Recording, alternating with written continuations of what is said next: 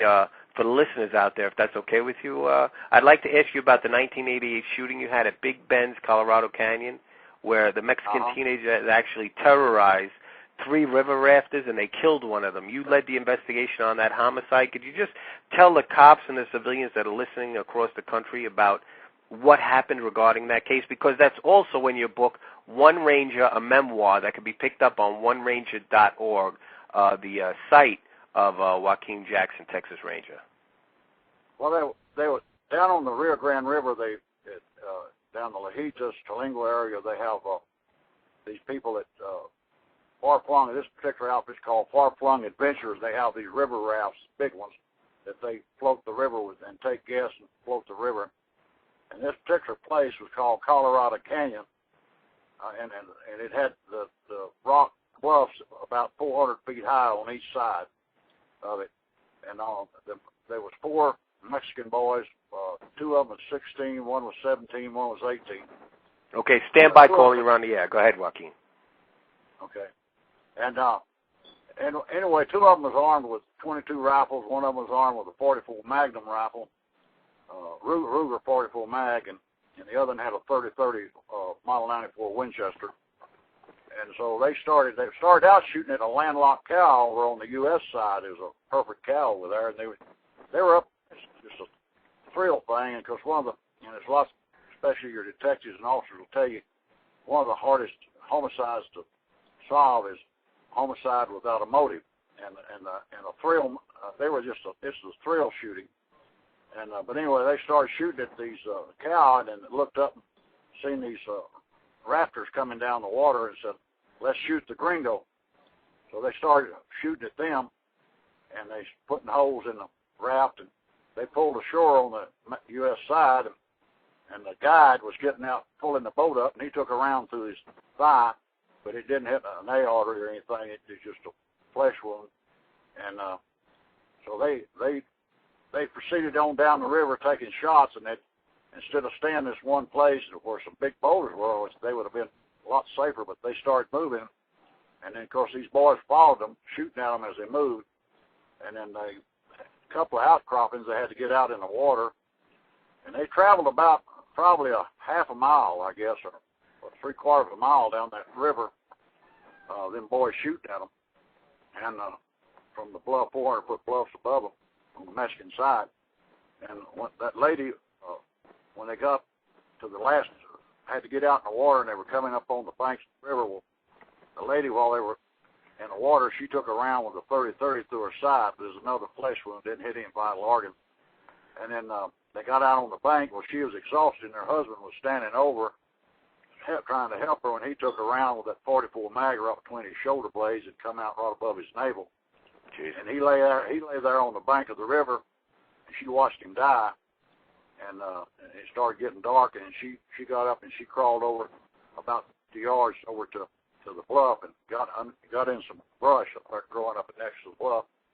The river guide, he got back in the water and went on down river, and then he come out of that river. The next morning, I got there at a little bit before daybreak when they called me about 3 or 3:30 in the morning because the raptors started looking for them. When they did come in, they found the boat shot up, and she heard them when they come down. When the people looking for them come down, but she was in such a state of shock, she was scared to death. She never answered them.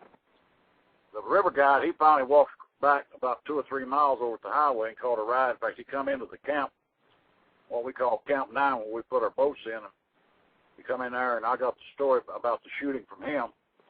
And then actually, after we got there and done the crime scene, we got her out with the U.S. Border Patrol was big help in that thing. Because Border Patrol has more manpower in this country out in this rural area than any other law enforcement agency. And so they brought a helicopter in and lifted her out, the helicopter, and then we had to come in and done the crime scene, and I had to get over on the Mexican. I had 2 Mexican state policemen with me from Minaga across from Presidio. And we crossed over the river, and I found where they had two mules and 2 horses, and one of the mules had thrown a shoe, and I got them Mexican state policemen, and we were tracking them back towards a little village there in Mexico, which is about 5 miles away. And on that desert, and I mean, it's like tracking an elephant in snow. I mean, you couldn't lose them there in that particular area right there. There was kind of a sandy loam country and with some brush in it and everything, but it wasn't hard to track them. And so I went with them about a mile, and I said, I need to get back to the crime scene. You guys, they said they'd take these two state police officers, they'd take it on. I had in my mind they're going to go right to where those horses and mules were and probably have some arrests made time we get through the crime scene. But anyway, I had to go back and do the crime scene and photograph and pick up cartridge cases. There was cartridge cases strung all along for half a mile and on top of that rim where they were stopping those people. But the way I ended up apprehending, because those Mexican state policemen, they didn't follow up for some reason. They turned back and went somewhere else. If I'd have stayed with them, we would have probably went in and made an arrest. But for some reason, they turned back and didn't follow the tracks out. But anyway, we didn't know. We knew the shooters from Mexico. We knew what they were shooting. I knew it was a thrill shooting. But so I went to the Border Patrol supervisor, head of the Border Patrol in Marfa, Texas, which is in that district, which is about 70 miles from the river. And I went to the chief of the Border Patrol there in that sector, and I said, you know, we got a little town called Redford, and right across from Redford is a little town called, in Mexico, there was a heavy smuggling area, Mulatto, a little town called Mulatto.